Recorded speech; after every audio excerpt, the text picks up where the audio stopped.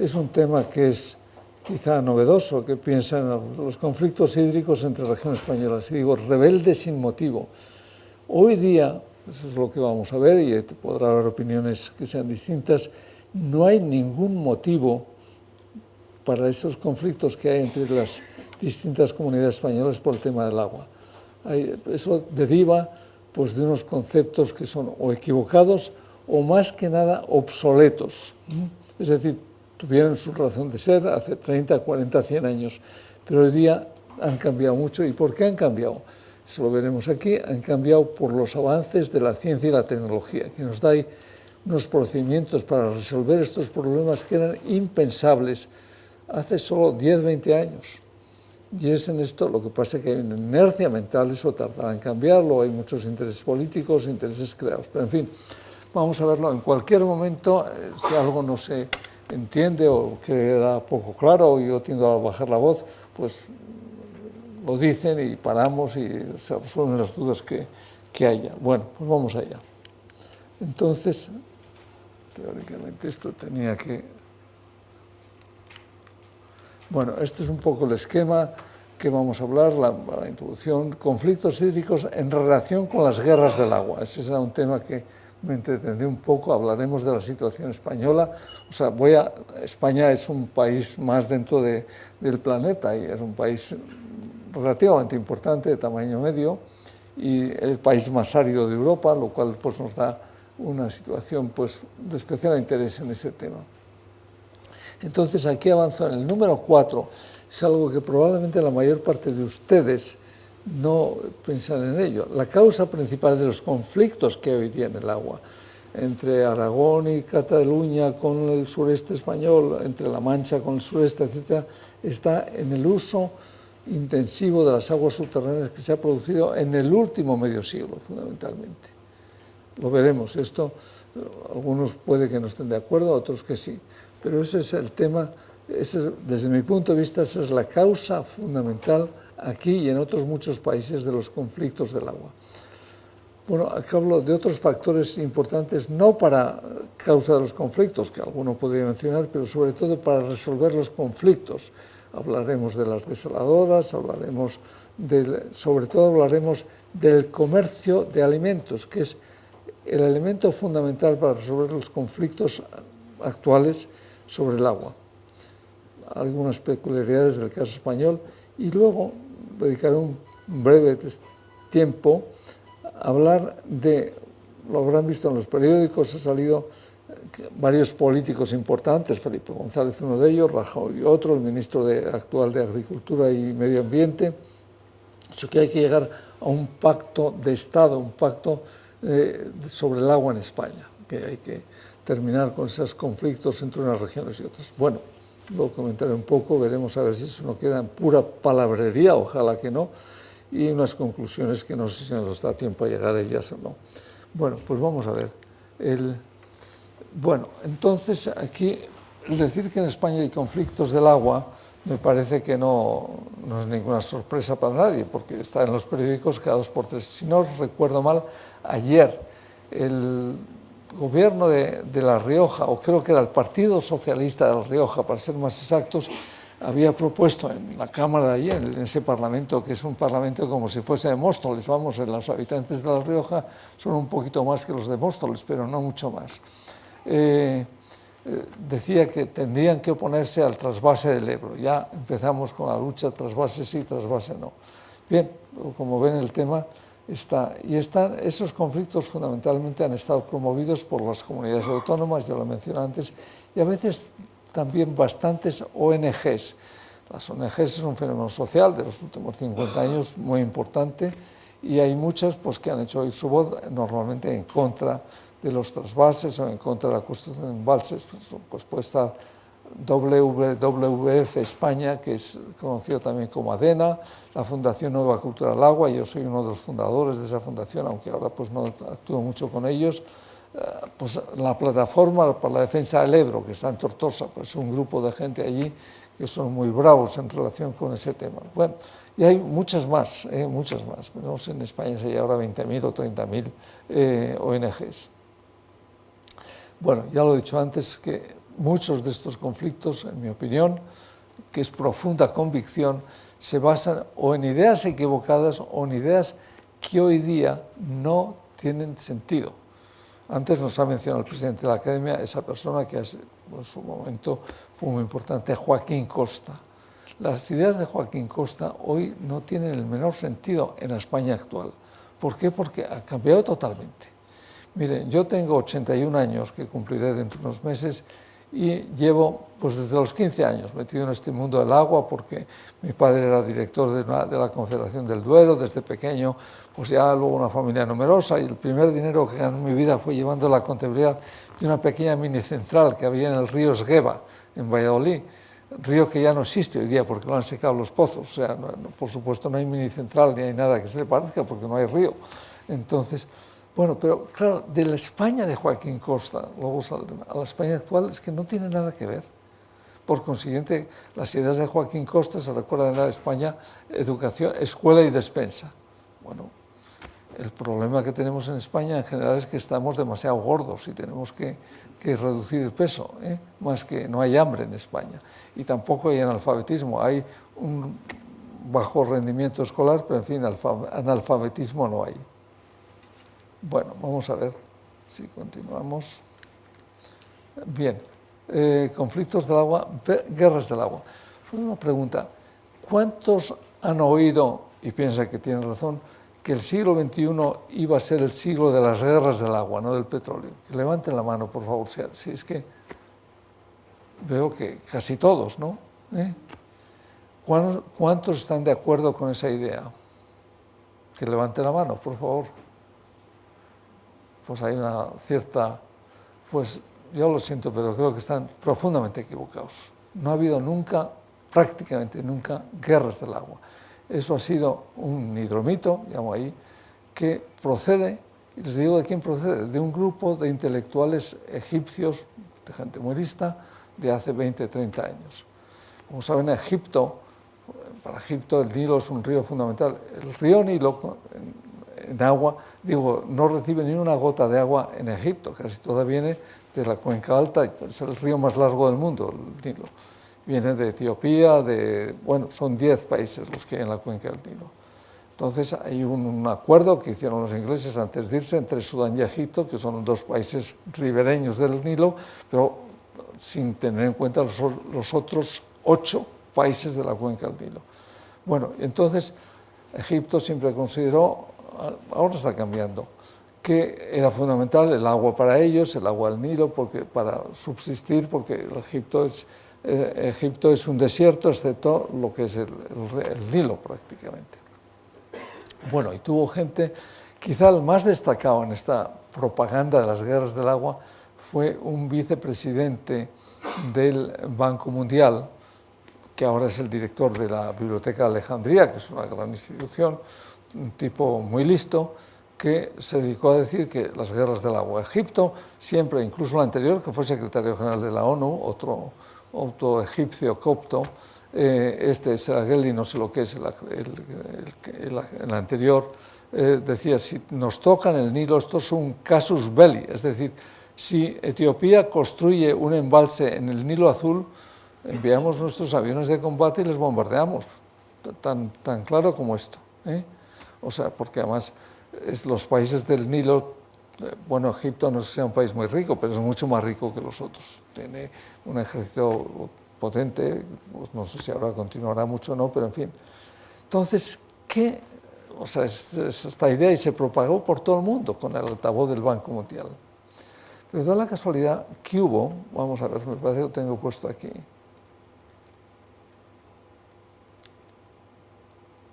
Perdón, esa nota. Hablo aquí él se llama Aaron Wolf, un judío que se llama Aaron Wolf, que es un profesor de la Universidad de Oregón, y en esa universidad había un archivo con datos de 5.000 conflictos armados, teóricamente los 5.000 conflictos armados que ha habido en el mundo, o sea, guerras, conflictos armados, desde Carlomagno hasta ahora. Había 5.000 guerras computarizadas allí. Bueno, pues este hombre se molestó en estudiarlo y vio que de esos 5.000, me parece que había algo así nada más como 20 o 30 o 40, da igual, y ninguno muy grande, cuya causa había sido el agua. Había habido una guerra con motivo del agua. Y al mismo tiempo, no desde tiempos de Carlomagno, pero en los últimos 200 años había habido tanto como del orden de 200 convenios internacionales para uso conjunto de agua en cuencas internacionales, que hay muchísimas, hay del orden de 200 en el mundo. Y lo curioso es que esos convenios internacionales muchas veces se respetan, aunque los países entren en conflicto armado. El caso típico es la India y Pakistán. Tiene un convenio sobre el Indo, sobre el río Indo, que está en los dos países, y sin embargo, pues ese convenio, lo que es que no es momento ahora de hablar de ello, lo respetan, aunque de vez en cuando se cañonean unos a otros con motivo de cachemira. O sea que las guerras del agua es un mito. Aaron Wolf estuvo hace un año aquí dando una conferencia, vamos, no en la academia, en la Universidad Complutense, y diciendo ver qué es lo que ha pasado. Bueno, pues que la gente con 6 casos, cuando hay un interés detrás, construye una teoría, como la generaliza como si fuese todo el mundo. Es decir, que no ha habido, y probablemente, yo no sé lo que va a ser el futuro, va a haber guerras del agua. Yo creo que no las va a haber, entre otras cosas, por lo que veremos ahora. Y no debería haber conflictos de agua en España y en otros muchos sitios. Bueno, ya hemos dicho en España, lo he dicho antes, estos conflictos los hay, bastante agudos, pues desde que empezó la democracia, no porque la democracia cause conflictos, sino porque cuando en un régimen dictatorial, o aunque fuese una dictadura blanda, si usted quiere llamarla, pues la gente no tiene tanta libertad para organizar el lío en la calle, ¿no? Entonces, bueno, ¿qué ha habido? El Tajo Segura, que es el único trasvase importante, que en España hay como 50 trasvases, pero el más importante es casi es el Tajo Segura. Pues se realizó sin ninguna oposición fuerte, en parte porque, como digo, estábamos en una dicta blanda, y por otra parte el movimiento conservacionista no había surgido en España, ni en el mundo. El movimiento conservacionista de atención a la naturaleza prácticamente, digamos, como fenómeno social, aparece hace 50 años, en la década de los 60, y aparecen distintos motivos. Quizá de lo más conocido que a muchos les sonará es una novela, un libro que escribió Rachel Carson, que se llamaba The Silent Spring, la primavera silenciosa. Es una novela que dice cómo ha cambiado, que en la primavera ahora no se oye cantar a los pájaros. ¿Por qué no les cantan a los pájaros? Porque los pesticidas han matado a todos los insectos y los pájaros ya no pueden vivir, se mueren.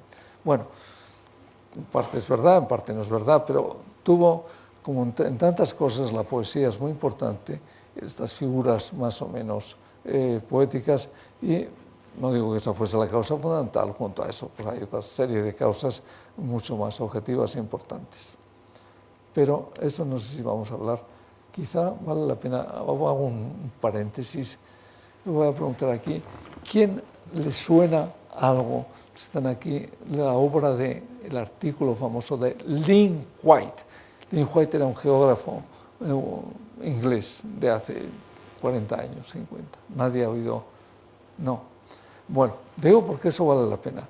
Lynn White era, creo que ha muerto, no estoy seguro, pero un historiador, un geógrafo, un historiador inglés, que escribió un artículo cuyo título en este momento no me acuerdo, en las referencias, que si alguno tiene interés, todo esto se graba y está en la web de la academia.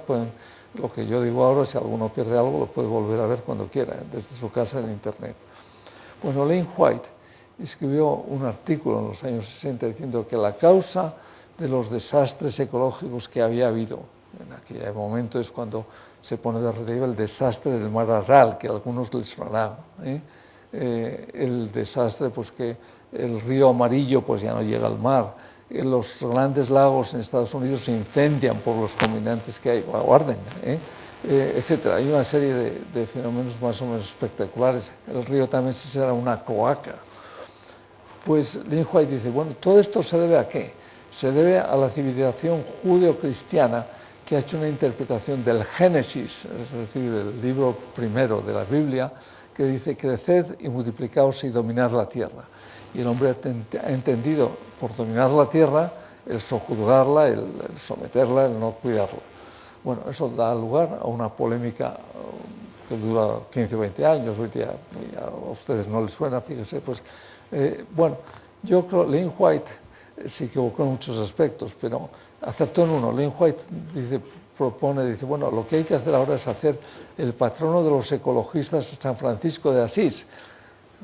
Un señor, supongo que sería anglicano, protestante, no lo sé, pero San Francisco de Asís no es un personaje que ha gozado siempre de mucho prestigio en el mundo anglosajón, porque es el que en el siglo XIII reconcilia, por decirlo, da un giro al hombre con la naturaleza.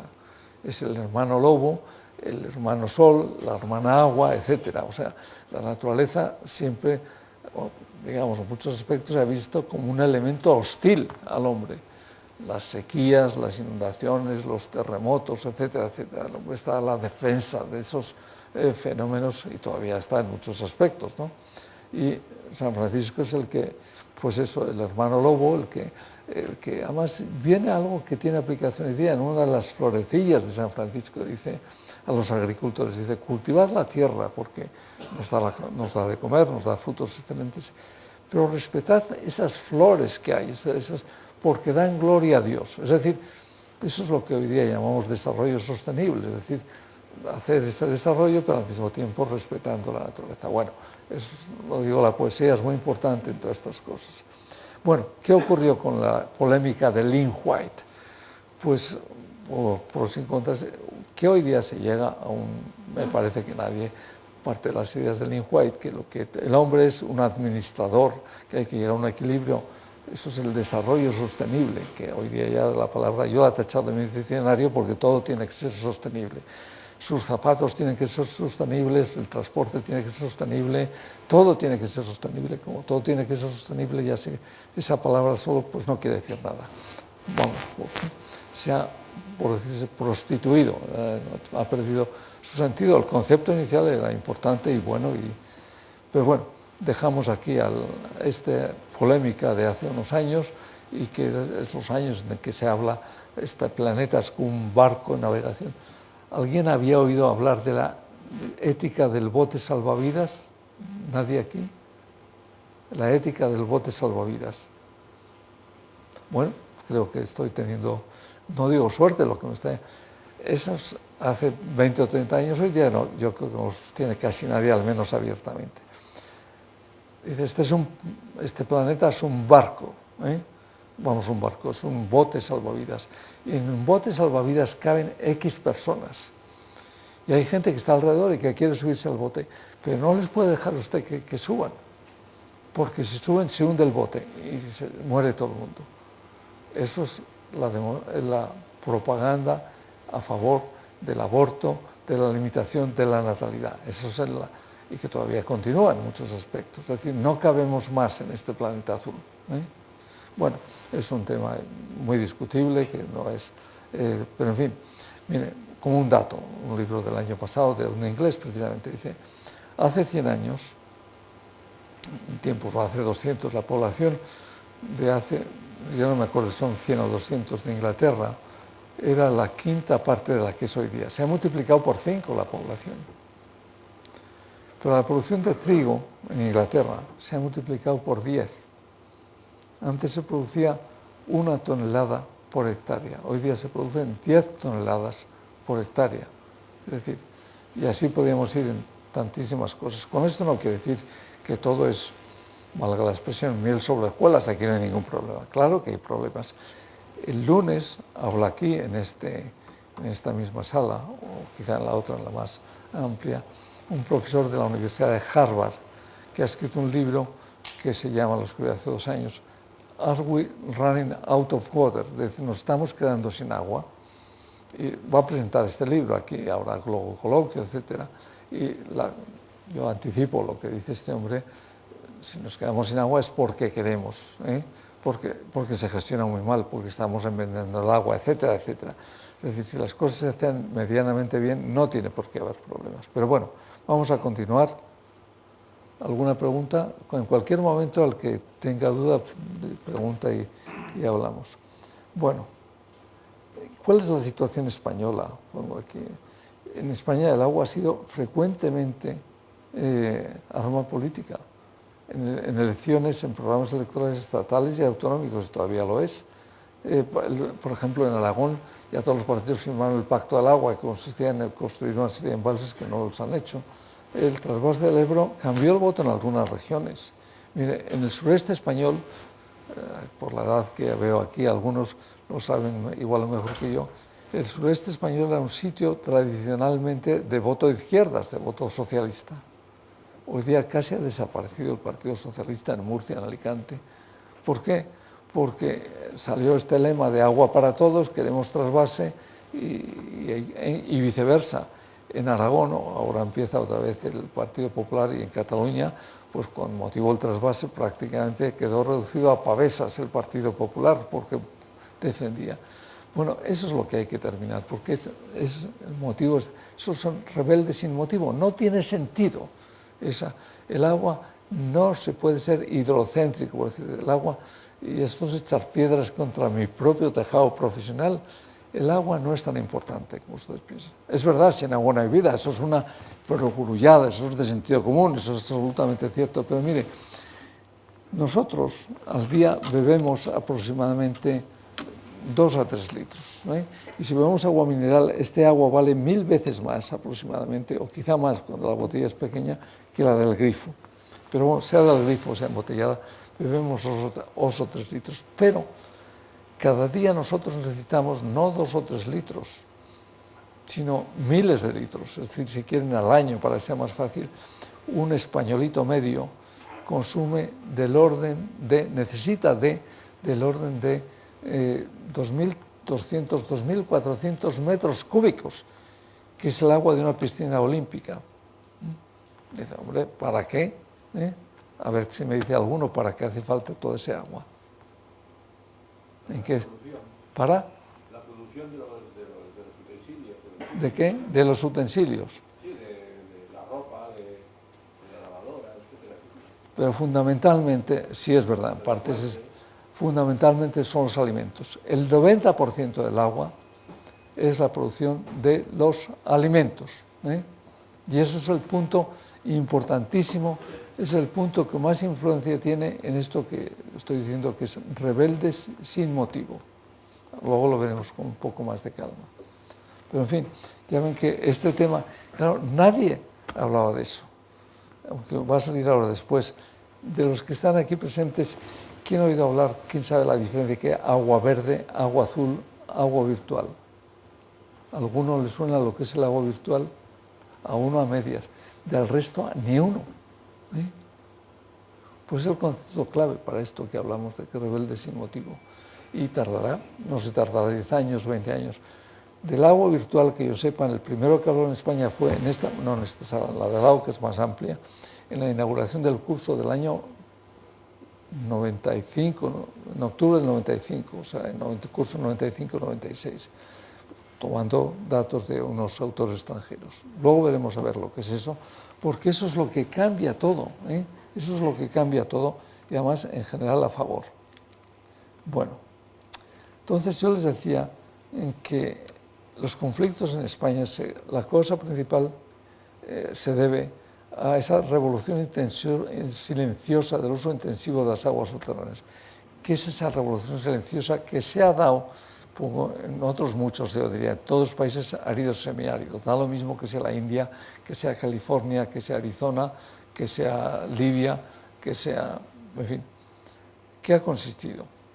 Lo veremos con un poco más detalle. Las aguas subterráneas se utilizan desde tiempo inmemorial, es decir, en la Biblia ya se habla. Abraham, es decir, hace casi 4000 años, habla de los conflictos que tiene con los filisteos, es decir, con los palestinos, con motivo de unos pozos para el ganado, ¿eh? O sea que, pero vamos, eso era agua para el ganado, para ver que son 4 gotas comparado.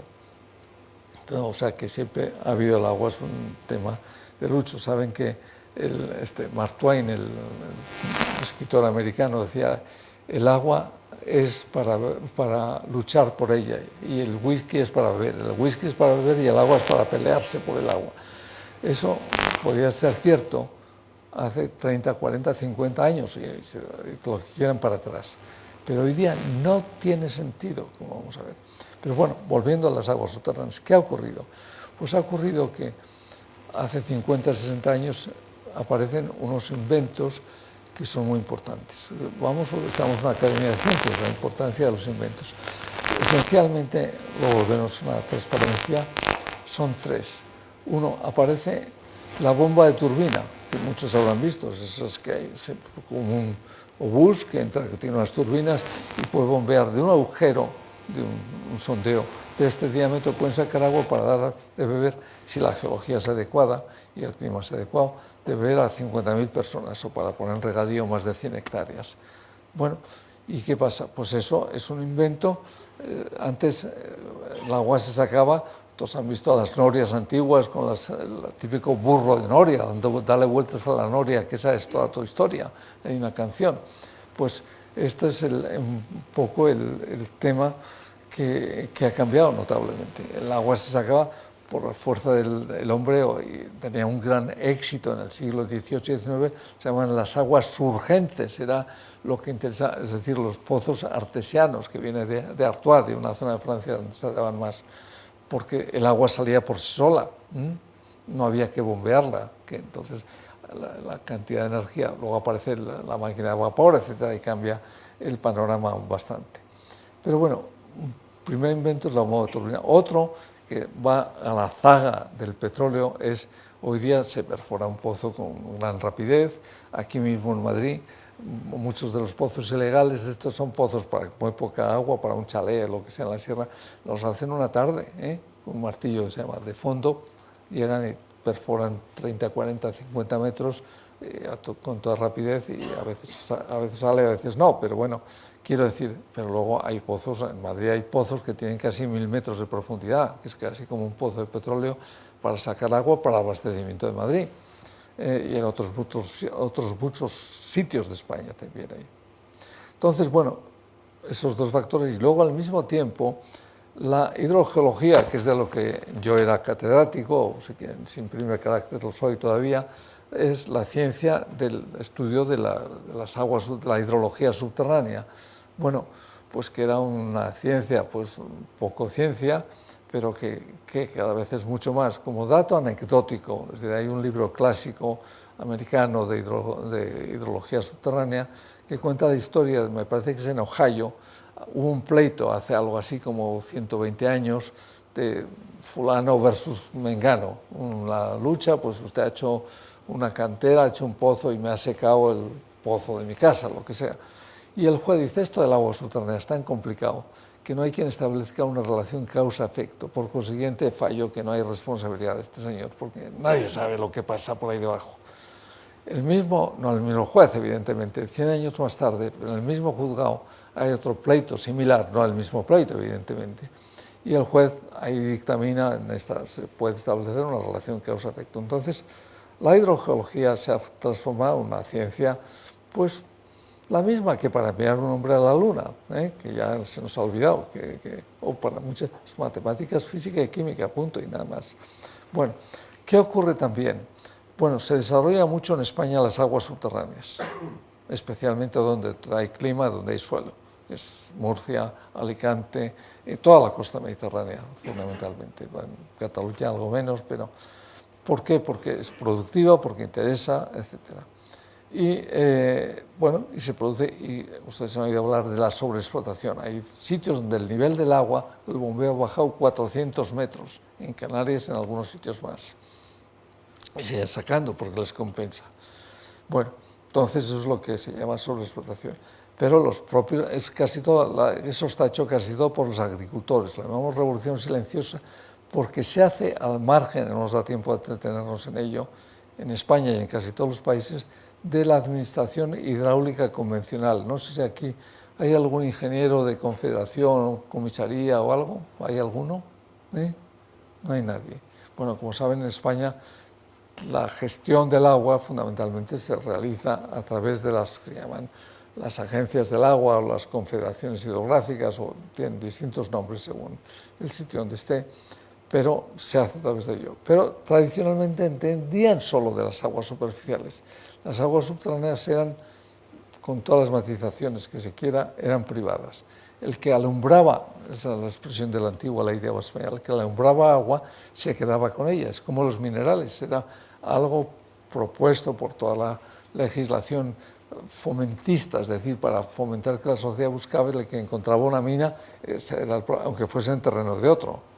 No podía entrar a investigar el terreno de otro sin su permiso, pero si encontraba la mina era suya. Pues lo mismo, el que alumbraba agua, el agua era suya. Y entonces la mayor parte de las aguas subterráneas españolas eran privadas. Entonces, ¿qué ha pasado? Las confederaciones, los organismos de la planificación hidrológica ignoraron olímpicamente. Yo he trabajado 15 años en esos organismos, las aguas subterráneas. Eso empezó a cambiar en los años 60. Y ¿quién ha hecho esta revolución, esta estación? Fundamentalmente los agricultores. Empezó el llamado, algunos se acordarán, Instituto Nacional de Colonización, que dependía del Ministerio de Agricultura, que promovía en España la maquinaria moderna para hacer sondeos y los estudios hidrogeológicos, con compañías privadas o con el Instituto Geológico y Minero. Y creó una serie de sitios, unas explotaciones, todavía hay, modélicas, y los agricultores, que son personas como los que estamos aquí, no son retrasos mentales, aprendieron enseguida, y el desarrollo fundamental lo han hecho los privados, y lo han hecho silenciosamente, con permiso o sin permiso. La mayor parte de los pozos que hay en España son ilegales, pero casi todo es ilegal en España, o sea que no tiene mucho de particular. O sea que bueno, ¿qué ocurre al mismo tiempo? Entonces, esta gente, el agua subterránea ha producido formidables beneficios. ¿Por qué? Porque no nota la sequía, etcétera. No vamos a entretenernos en ello. Y se hacen grupos fuertes, lobbies, grupos de presión importantes. Y en España, como en California, como en Arizona, como en Nuevo México, presionan sobre los gobiernos. ¿Para qué? Para decir, oiga, yo sacamos algo de la cuenta, con dinero del Estado usted me va a resolver el problema. ¿Cómo me lo va a resolver? Con el trasvase. Tráigame agua superficial de donde sea para resolver este tema. Dice, bueno, pues sí, pues no, es bueno o no es bueno. No, yo no voy a entrar en el tema. Yo he escrito en contra del trasvase, pero no por esas razones, sino por otras.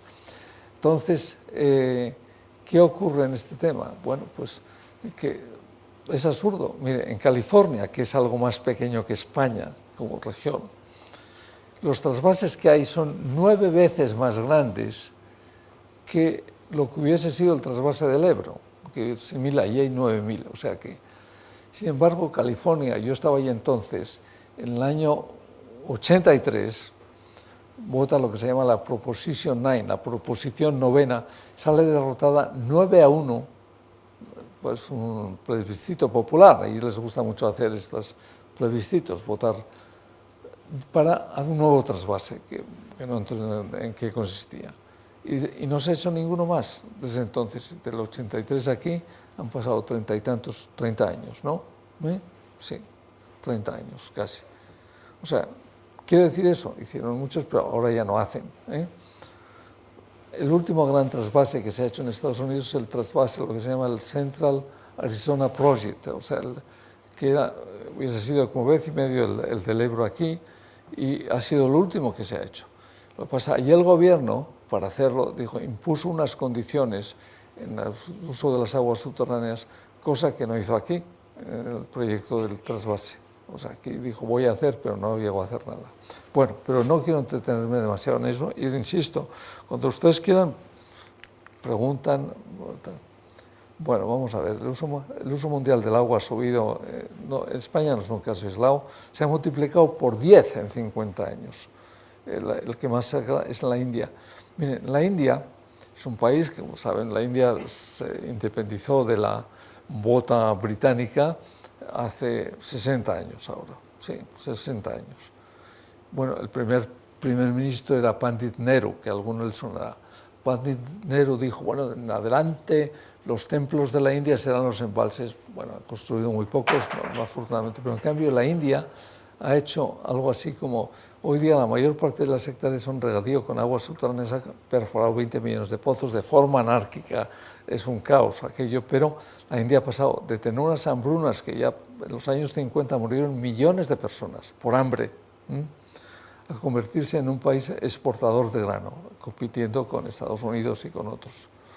Bueno, ¿qué se bombea en España? En la India se bombean 200, 300 millones y aquí se bombean 7 kilómetros cúbicos.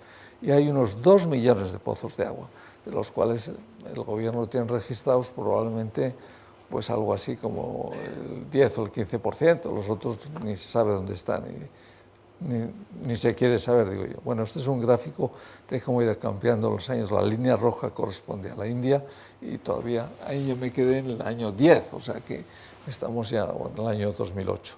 Es un gráfico clásico. España está muy abajo comparado con otros. El que más bombea es la India, luego creo que es China y luego es Estados Unidos. Bueno, ya he dicho esto, he explicado por qué. Esto es una transparencia que lo pongo siempre para explicar qué es lo que ha pasado, qué ha cambiado. Pues hemos cambiado de ese pozo excavado, pequeño, idílico, con flores de Platero y yo, al pozo de Madrid, que es un pozo que puede tener 1000 metros, de Madrid o de otros muchos sitios de España, y que se tarda 2 meses en hacer y que no tiene ninguna poesía en ello, es una estructura ingenieril importante. Hemos pasado de la noria, tirada por el burro, no sé si hay burro, no, en esta foto no sale. Esto es un cultivo de fresas en túnel que se llama cerca de Doñana, y eso es esa es la cabeza del pozo, o sea que no. Y hemos pasado del zaurí, que todavía hay muchísimos en España, con la varita y todas estas historias, a la hidrogeología científica, que es ya una ciencia seria.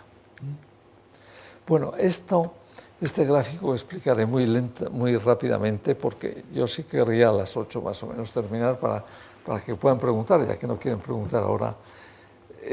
Voy a explicar el origen de este gráfico. Este es un gráfico que dice la evolución silenciosa de las principales tendencias en muchos países. Abajo no lo pueden leer, pero viene esto. ¿Dónde nació esto? Pues mire, yo estaba en un congreso que había junto al Mar Muerto, en Jordania, y yo hablé de conferencia sobre lo que fuese, ya no me acuerdo, y en el coloquio posterior, ahora uno dijo, bueno, es que California y tal. Y dije, mire usted, yo acabo de volver mi año sabático en Davis, en California, en la Universidad de California, y a mí no me gusta la política del agua de California, porque allí los agricultores, el lobby de los agricultores, tiene más fuerza que el National Rifle Association. Bueno, no les sonará a algunos. Cada año, todos lo leemos en los periódicos, hay un loco en Estados Unidos, o cada 2 años, que coge un repetidor y se carga 10, 15 personas. Hace poco ha habido otro de estos, suele ser en alguna universidad o en algún centro así público. Entonces, hay un movimiento en el país de decir, hombre, hay que control de armas, ¿qué se puede hacer? Porque en Estados Unidos ustedes compran por el correo, no un fusil ametrallador, pero casi. Entonces, sin embargo, hay una cosa que se llama la National Rifle, o sea, la Asociación Nacional del Rifle, que es un grupo de personas, y dice, no señor, esto no se cambia, porque esto es el espíritu americano de defensa propia. Yo no entro si eso es bueno o es malo, es muy distinto del planteamiento que tenemos en Europa. Ahí es la autodefensa, ellos dicen, bueno, si no las armas las tienen solo los criminales y la gente sensata no tiene opción de defenderse. Opinión muy discutible, pero bueno. Pero digo, entonces cuando yo dije eso, uno en la audiencia dijo, bueno, es que son los mismos, o sea, los agricultores y los de la National como un grupo poderoso de influencia. Bien, pues es así, yo creo que es así en California y es en todo el mundo. La política del agua, guste o no guste, está hecha esencialmente por los agricultores, que a lo mejor no se nota, es así y hay que tenerlo en cuenta. Entonces, bueno, este gráfico, ahí lo que presentaba es, como se dan en muchos países, ahí pongo los ejemplos de países, como 5 etapas que han ocurrido. Cada etapa de estas puede tener 10, 15 años, o sea, como digo, empezamos hace 50, 60 años. Entonces, la primera etapa, que ya casi ni lo leo yo desde aquí, llamo la etapa de la hidroesquizofrenia. Esa fue una expresión utilizada por un hidrólogo norteamericano, cuando los planificadores del agua, los gestores del agua en casi todos los países, consideraban separados, de ahí viene la palabra hidroesquizofrenia, el agua superficial del subterráneo, como si fuesen dos mundos distintos. Bueno, pues eso conduce a que el agua subterránea es ignorada por siempre, o casi siempre, por los gestores del agua, que lo que quieren es hacer presas, la orgía del hormigón, presas, canales, infraestructuras. Yo fui educado en el desprecio, en la Escuela de Caminos de aquí, por las aguas subterráneas, desprecio entre comillas, ¿no? La segunda etapa que pongo aquí es el comienzo de la revolución silenciosa. ¿Qué ocurre? Que al mismo tiempo, independientemente de lo que digan algunos señores, pues han empezado la tecnología de los pozos, han empezado estudios y los agricultores ven que se hace un pozo que es relativamente barato, que saco agua y que garantizo mis cosechas. Empieza la revolución silenciosa de las aguas subterráneas. ¿Eso qué hace? Que los agricultores, en lugar de estar mirando, sobre todo en los países semiáridos, al cielo a ver si llueve o no, y arruinarse cada años y vivir siempre pendientes de los usureros de los bancos, pues ya el agua subterránea es resilient a la sequía, o sea, entonces cuando hay sequía ganan más dinero los que utilizan aguas subterráneas, porque los otros no producen y ellos sí. Eso es un fenómeno general. Y se llegan a formar unos lobbies, unos grupos de presión, en el sentido americano de la palabra, que no es peyorativo como a veces tiene en España, poderosos, y son los que luchan y consiguen los embalses, o los trasvases, California, Arizona y otros muchos sitios, y en España, trasvase Tajo Segura. Entonces, ¿qué viene? Al mismo tiempo, lo he dicho antes, en el año 60, el The Silent Spring, el movimiento ecologista, que en España pues aparece quizá 10 años después, con fuerza que en Estados Unidos, pero no mucho después. Entonces, ¿qué ocurre? Pues viene el choque entre unos y otros. Choque que todavía continúa y perdura, o sea que estamos en ese choque. ¿Y estos gráficos qué quiere decir? Bueno, pues es al mismo tiempo representar, por ejemplo, esta línea, la azul esta que baja, es cómo va descendiendo la población agraria en el mundo. Cuando yo acompañaba a mi padre, hace 60 años, a ver las obras de regadío en la tierra en Castilla la Vieja, el 40% de la población española era rural, y de ellos el 70% o el 30% analfabetos, las mujeres el 80%. Cuando había sequía lo pasaba muy mal el país. Hoy día, ¿alguno sabe qué proporción de gente está en la agricultura como sector primario? ¿Qué porcentaje? El 4%, es decir, se ha dividido por 10. ¿Y la producción ha disminuido? La producción en cifras absolutas ha aumentado. Pero es que eso se ha dado en casi todos los países del mundo. Si van, en lugar de 50 años, van 100, pues tienen la misma situación en Estados Unidos o en Inglaterra. O sea que, y eso no hay quien lo pare, por decirlo así. No hay quien lo pare. Y eso va a ocurrir. Es decir, en Estados Unidos, el 2,5% de la población da de comer al 97,5% restante, y además los productos agrícolas es el principal producto de exportación de los Estados Unidos. Supongo que continúa siendo así. Hace pocos años lo era. O sea que ha cambiado todo notablemente. Entonces, seguir con las ideas de Joaquín Costa, pues es un anacronismo perfecto, ¿no? ¿Se acuerdan? Joaquín Costa dijo: hay que echar 7 cerrojos al sepulcro del Cid, ¿no? Para no vivir de quimeras y de sueños, tal. Hay que echar 7 cerrojos a las ideas de Joaquín Costa, no a su independencia, que es positiva. Pero claro, es que las ideas de Joaquín Costa, incluso en su época, hay quien sostiene que Joaquín Costa vivió en el en el somontano aragonés, es decir, al norte de Zaragoza y antes entre el Pirineo, que es una zona pobre y semiárida. Si hubiese vivido en Cataluña o en el Huerto Valenciano o de Murcia, posiblemente hubiese pensado distinto. Pero bueno, esas son posibilidades. Entonces, ¿qué ocurre? La población agrícola va disminuyendo, pero la producción continúa. ¿Qué ocurre cuando empieza el bombeo? Pues estos gráficos quieren representar, uno, la profundidad del agua. Cada vez que se bombea más, tienen que bombear desde más profundidad, cuesta más dinero sacar el agua. O tienen que profundizar los pozos, es decir, es un coste mayor. Pero ¿qué ocurre normalmente? Lo que le importa al agricultor no es si hay que profundizar, no, cuánto cuesta el metro cúbico de agua. y cuánto cuesta el metro cúbico de agua en relación con la cosecha que está sacando. Y eso es un aspecto importantísimo. Y luego veremos unos gráficos, no sé si nos va a dar tiempo, de cómo en España la productividad por metro cúbico de agua en diversos temas agrícolas es completamente distinto.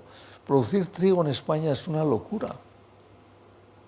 Pues se produce mucho, pero tiene un rendimiento muy pequeño. ¿Por qué? Porque lo producen más, igual o más barato donde les llueve, con lluvia, sin necesidad de regadío. O aquí cuando el regadío, pues... Bueno, en síntesis, ¿qué es lo que viene a ocurrir? Que la evolución esta continúa, que claro, los agricultores, cuando les aumenta el precio del agua subterránea estamos hablando, ¿qué es lo que hacen? Tienen que cambiar a cosechas de mayor valor, y eso es lo que ha ocurrido en la mayor parte de los sitios. Y es lo que va a continuar ocurriendo, aunque sea un inciso, yo les digo ahora, es un esquema. ¿Qué va a pasar? Bueno, es un tema muy importante, lo que se llama la PAC, el Convenio de la Agricultura Política Común de Europa, no nos da tiempo a hablar de ello. Pero, mi visión, los agricultores españoles dentro de 10, 20 años va a haber como dos extremos. Los agricultores son jardineros de la naturaleza, es decir, que más que la producción cuidan el paisaje, cuidan el medio ambiente, cuidan la biodiversidad. Y los jardineros, y los agricultores que tienen cosechas, se llaman en inglés cash crops, de alto valor, como es, por ejemplo, en España. En España hay los dos tipos ya. Por ejemplo, las 25.000 hectáreas, hoy día son ya casi 30.000 o más de 30.000, bajo plástico, que a todos les sonará, de campo de Almería, de Dalías, producen más que los 5 millones de hectáreas de trigo que tenemos en España, en euros. Entonces, ¿qué pasa? Hay que suprimir todo el trigo. Primero no se va a suprimir, estas cosas evolucionan lentamente, pero van a evolucionar. La economía no es que sea la última verdad, pero hay que tenerla en cuenta. Y eso, ahí es donde estamos, en los conflictos sin sentido, el hidrocentrismo. Aragón Unido jamás será vencido. Aragón tiene sed de qué. La fábrica de General Motors en Zaragoza produce más puestos de trabajo que toda la agricultura aragonesa. Es que entonces dejamos la agricultura. No, pero ustedes y yo, que somos urbanitas, probablemente nos gusta encontrar cuando salimos el fin de semana o cuando sea, encontrar un campo bonito, limpio, etcétera. Muy bien, para eso estamos, pero no tiene sentido pagar para que nos contaminen, que es la mayor parte de los regadíos que hay en España, por el uso de fertilizantes, pesticidas. Es decir, que todo esto probablemente va a tener un cambio muy importante en los próximos 10, 20 años. Está teniendo el cambio ya. Ustedes saben que uno de los problemas de la agricultura española es el envejecimiento. Me parece que en muchas regiones la edad media de los agricultores dedicados son 60 años. Los hijos no quieren quedarse. Entonces, hace poco, dando una charla en uno de estos sitios que estaba, una charla parecida a esta, decía, bueno, es que tal sitio, ya ni me acuerdo cuál era, para que me acordase no lo diría, toda la población son marroquíes o pakistaníes, no sé dónde era. Entonces, bueno, son temas que son importantes y que, ¿qué solución tienen? Pues irá a una solución progresiva, pero lo que es bueno es llamar las cosas por su nombre. Bueno, la Revolución Silenciosa ha producido muchos problemas. Bueno, esto era para poner, que ya se habrán olvidado, una foto he visto que la han puesto en el resumen trasvase sí, trasvase no. Zaragoza, año 2000, igual pueden volver estas. En las fiestas del Pilar siempre había unas manifestaciones, 200.000 personas decían, puede que las haya, miren cómo está la Plaza del Pilar. Aragón unido jamás será vencido, Aragón tiene sed, etcétera, etcétera, eslogans. Y bueno, que la gente lo siente, el agua es un tema muy emotivo. Valencia, 300.000 personas, Valencia, agua para todos, etcétera, ¿no? Este ha sido el conflicto que ha habido en España, que algunas veces iba a Bruselas, es una manifestación en Bruselas en contra de los trasvases promovida por ONG españolas. Bueno, entonces son conflictos clamorosos, como digo, han sido y quizá vuelvan a ser, no lo sé, no deberían volver a ser. Bueno, entonces pasamos, ¿sí? ¿Alguien quería preguntar algo? No. Un poco, ¿por qué no todo está en las aguas subterráneas, ni mucho menos? Entonces, vamos a ver, el agua, todo el mundo coincide, todo el mundo diría, que el agua hay que conseguir un equilibrio entre lo que se llaman valores utilitarios o medibles, metrificables, que en volúmenes de agua, en dinero, puestos de trabajo, son los tres elementos típicos, que puede ser el regadío, como puede ser la industria, como puede ser el abastecimiento, como puede ser el turismo, y unos valores intangibles que no son fáciles de cuantificar y que pueden pesar tanto más como los otros. Aragón unido jamás será vencido, esta es nuestra tierra, esta es nuestra agua, no se la lleva nadie. Bueno, está muy metido dentro de nuestros genes ese tema. Y yo no digo que sea bueno ni malo, pero digo, eso hay que tenerlo en cuenta. El agua es muy emotiva y el agua ha sido muy utilizada por los políticos para ganar votos. Bueno, vamos a continuar. O sea que tiene que ser la palabra gobernabilidad del agua, que es palabra de moda. Bueno, esto puesto, pero bueno, ¿qué ocurre? Entonces, si todo es intangible, no se puede medir, no vale la pena. Pues no, yo creo que vale la pena y que nosotros estamos luchando mucho en el Observatorio del Agua Fundación Botín por metrificar, es decir, por ejemplo, esto es una publicación que ha salido y más que van a salir. Por ejemplo, en España, la agricultura utiliza estos con agua azul, el 75% del agua, y produce solo el 3% del Producto Interior Bruto y el 4% del empleo. En cambio, tenemos que la industria pues utiliza prácticamente el 5% y produce el 16%. Los usos urbanos también, pues, etcétera, etcétera. Por ejemplo, yo aquí he separado un poco por lo que tiene el turismo. El turismo prácticamente no utiliza apenas agua, es agua urbana. Vienen 60 millones de turistas para estar una semana, como término medio o menos, o sea que equivale a que estuviesen, pues eso, 1 millón de turistas, ¿no? El año tiene 50 turistas permanentes. O sea que, pero en cambio, el Producto Interior Bruto del turismo hoy día es el triple, y es quizá de las cosas que mejor aguanta la crisis, el triple que la agricultura como producto inicial. Y, por ejemplo, aquí he puesto la botella del agua mineral, pero no vamos a entrar en ello. Como digo, este agua vale 1000 veces más que la del grifo y no es mucho mejor, pero tenemos la manía de beber agua mineral, que en algunos sitios puede ser indicado. Bueno, en algunos sitios puede ser indicado o puede ser obligado. Es decir, yo creo que a veces nos olvidamos que España somos una sociedad opulenta comparada con la mayor parte de los países. ¿Quién ha oído hablar aquí de la venganza de Moctezuma? ¿Nadie? Sí, uno.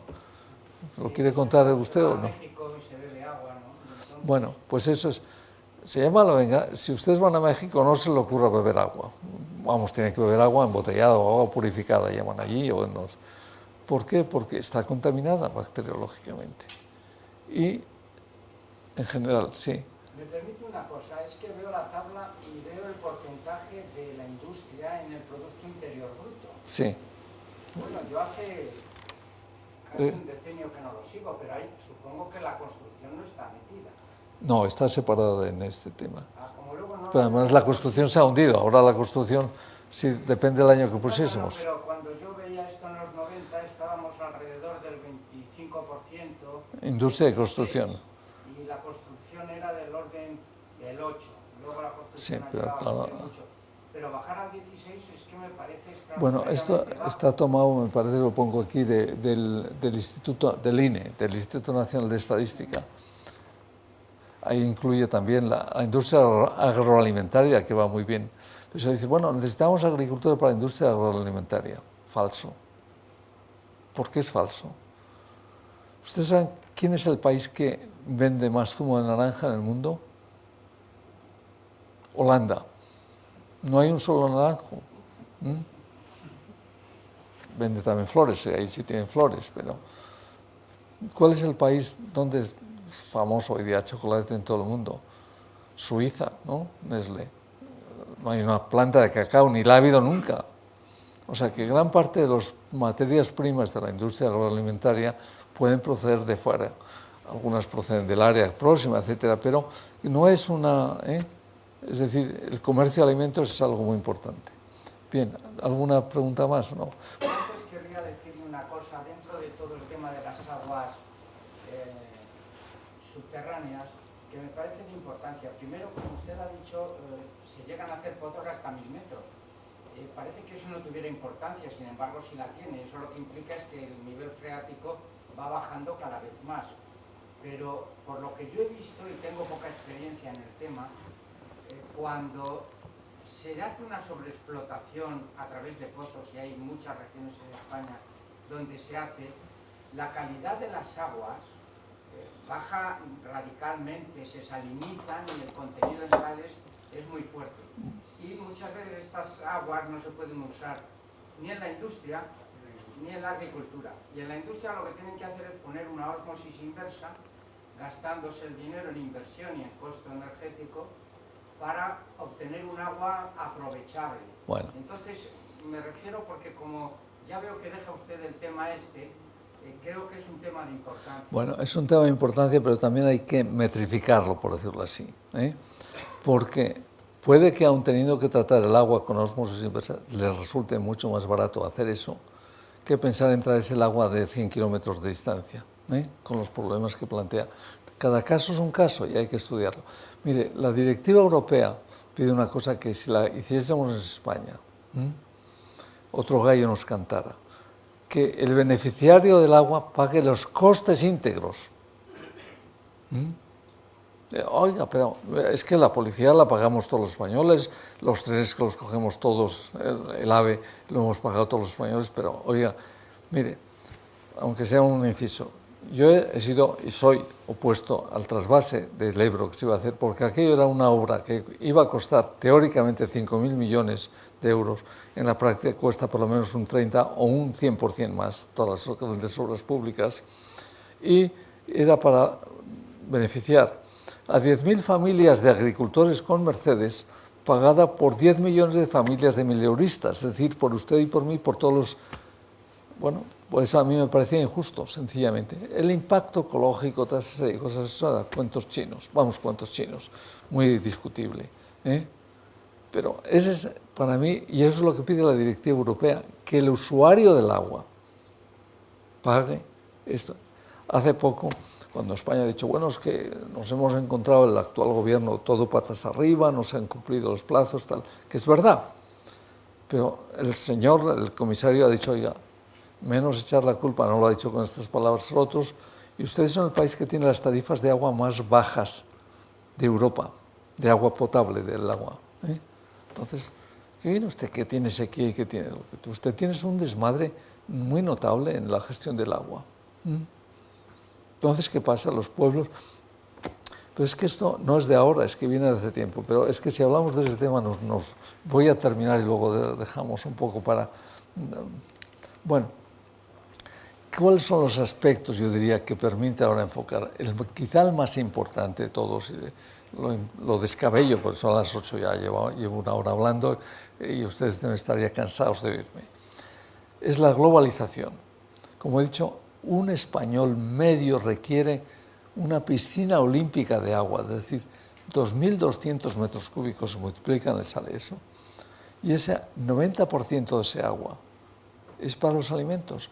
Para producir 1 kilo de trigo hace falta 1.000 kilos de agua. No está en el trigo, pero ha estado en todo el proceso de fotosíntesis. Para producir 1 kilo de chuletón de Ávila, de carne de vaca, hace falta 15.000 kilos de agua, 15.000 litros. ¿Por qué? Porque la vaca vive 3, 4 años, etc. 1 kilo de carne de cerdo requiere pues, mucho menos, quizá la tercera parte de agua. Y si es carne de pollo, todavía menos, porque vive menos, o sea, y está, consume. Es decir, esto es lo que es. Entonces, cuando Argelia, que dice cualquier país del norte de África, importa un barco de trigo, está importando 1.000 barcos, 1.000 es una cifra típica, de agua. Esos países no podrían vivir si no importasen los alimentos, no tienen agua para producirlos. Eso es lo que se llama el agua virtual. Y eso es lo que, y la huella de un país es todo el agua que necesita, que puede ser propia o puede ser importada. España importa mucha más agua, mucha agua. ¿Y saben en gran parte para qué? A lo mejor alguno lo sabe. para la ganadería. Esto ha cambiado en los últimos 10, 15 años, porque las cosas van cambiando. Cuando digo, pensar en Joaquín Costa hace 100 años o 80 años, es que no tiene ni pies ni cabeza, cuando en 10 años ha cambiado tantas cosas. Entonces, ¿qué ocurre ahora? En España es un gran, buen negocio, importamos agua virtual barata, que es la de la soja o los piensos que vienen de Brasil. Argentina ahora, por lo visto, ya decimos que no les compramos la soja por las razones que sean. Y la exportamos agua virtual en forma de ¿qué? De productos cárnicos, fundamentalmente carne de cerdo. Es un buen negocio, porque importamos un agua barata y exportamos un agua virtual cara. Pero España no podría tener la ganadería que tiene si no importase. Yo hace pocos días estaba en Zaragoza hablando con los de planificación de allí y dije, bueno, cuando hay sequía, dice, bueno, Aragón tiene una ganadería muy importante desde los últimos años, que en parte pienso de allí y dice, bueno, si el año está seco, lo que hacemos es comprarla fuera. Bien, este es el remedio de la sequía en muchos aspectos. La sequía, la sequía tiene tan poco de tiempo para hablar de ello, hay que construir embalses, hay que tener que las redes de las ciudades no pierdan, utilizar las aguas subterráneas, en cada caso es un caso, hay que estudiarlo, pero en gran parte se resuelve con la importación. La sequía más fuerte que ha habido en los últimos años fue de la 90-95. Los precios no subieron prácticamente, porque no hay sequía en todo el planeta. Mire, todos pueden poner una imagen que a todos les resulta familiar. Se habrán fijado, probablemente todos alguna vez, los kiwis. El kiwi es una fruta banal hoy día, no es una fruta exótica ni una fruta especialmente cara. Suelen tener una pegatina que pone New Zealand. Viene de las antípodas, del sitio más lejano que hay de España. ¿Eso qué quiere decir? Que el transporte es rápido y barato. Si no, no podríamos tener aquí. Y quien dice kiwis dice peras de Chile o manzanas de Chile, bueno, de Francia por supuesto, pero eso está a la vuelta de la esquina, ¿no? Es decir, que eso es lo que ha cambiado la política del mundo, el comercio de productos alimentarios, sea piensos para el ganado o sea para la comida en general. Por supuesto pesa también la industria, pero pesa muchísimo menos. Lo esencial es los productos agrícolas, es donde está el gran cambio. Bueno, y paso del agua virtual que les decía, o sea que la globalización es ahí ponían las duchas. Bueno, entonces, ¿qué es para mí, desde mi punto de vista, lo más importante para la política del agua de España y mundial? Hay que conseguir unas reglas del juego del comercio internacional más justas y más solidarias con los países especialmente pobres. Pero, en fin, no nos da tiempo a hablar del tema. Bueno, en síntesis, yo diría que existe un excesivo, en general, hidrocentrismo. Yo di una conferencia parecida a esta hace menos de un mes en el CSDN, es decir, en la escuela del ejército, la escuela militar. Y dije, ustedes son los culpables en buena parte de esta situación. ¿Por qué? Le dije, bueno, porque no son, vamos, los medios. Todos los estados del mundo, todavía, piensan que cualquier país, para su seguridad, tiene que tener garantizados los alimentos básicos y el agua, ¿sí o no? Recuerden Numancia, Sagunto, etcétera.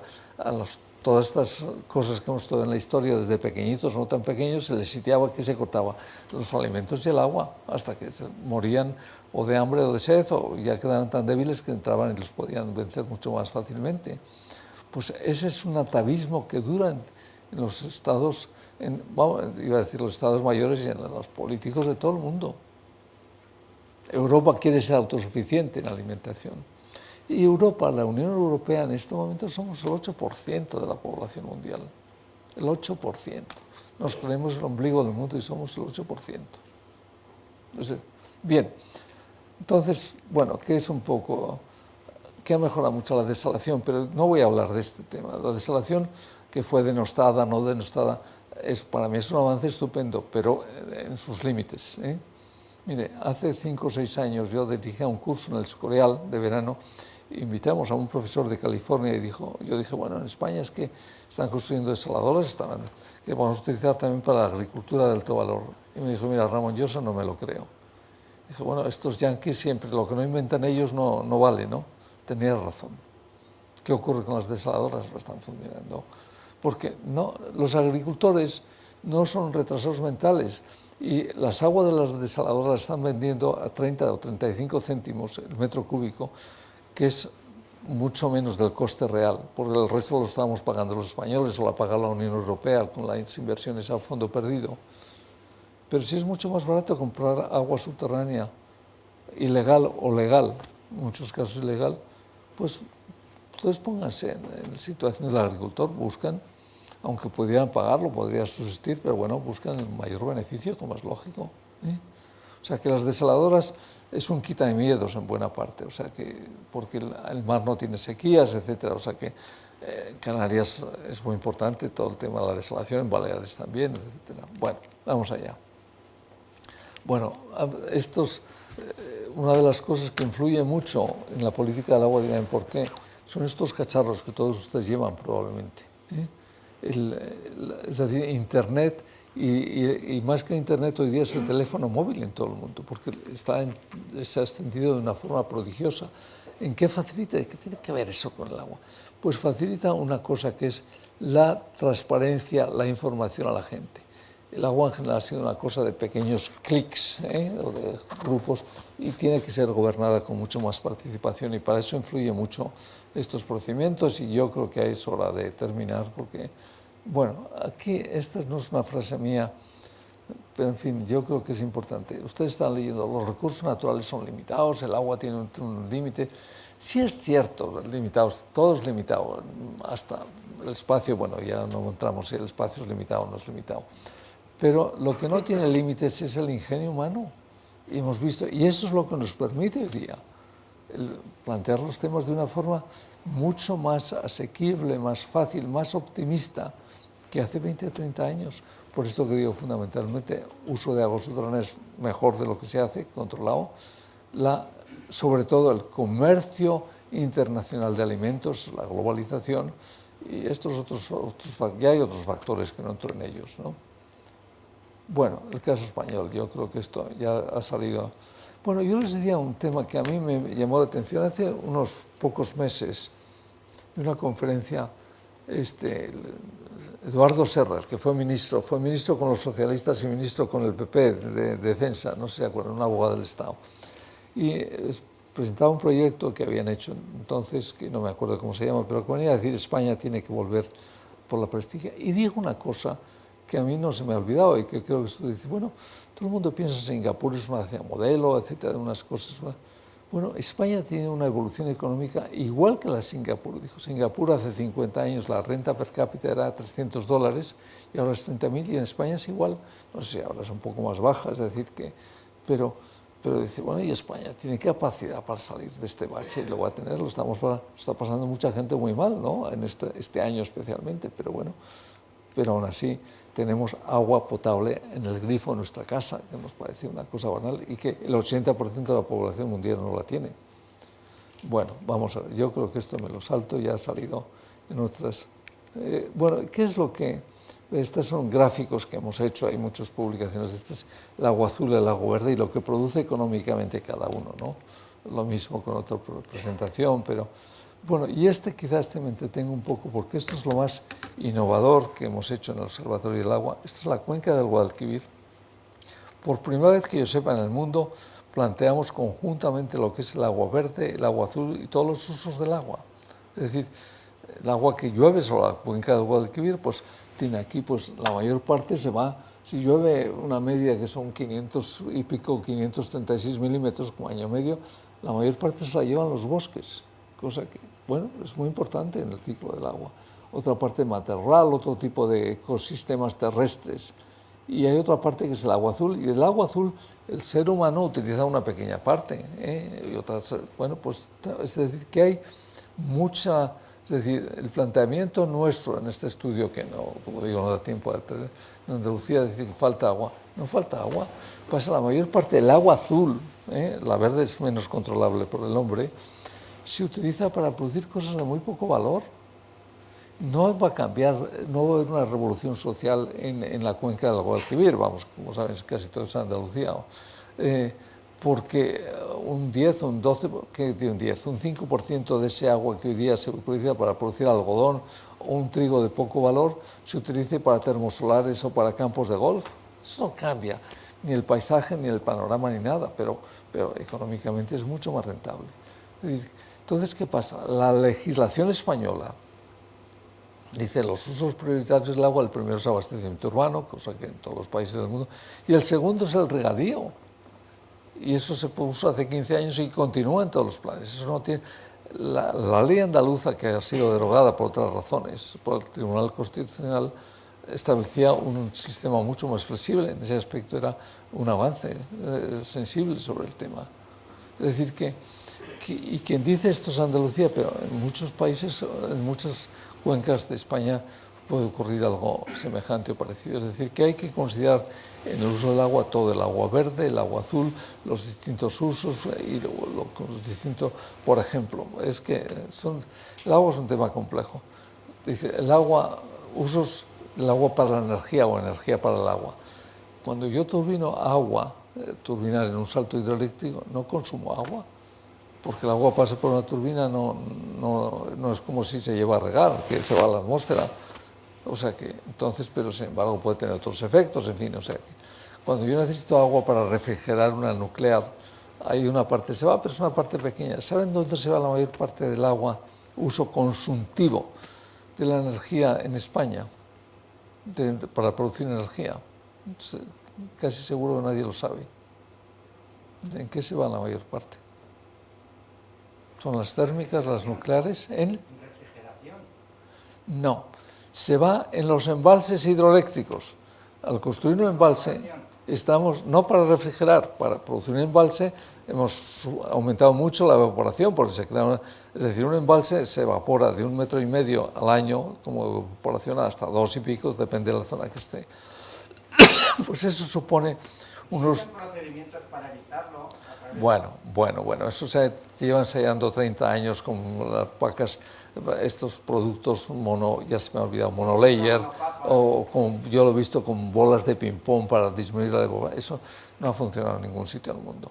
Por otra parte, bueno, se pierden 3.000 millones en España. Los recursos medios de agua azul son 110.000 millones. Pues bueno, no pasa nada, ¿eh? No pasa nada. Es decir, pero es bueno saberlo.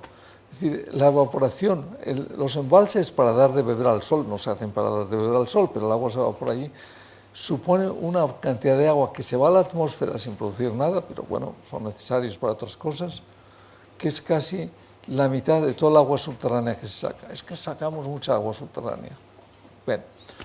Bueno, yo creo que ya hemos consumido, les he cansado bastante.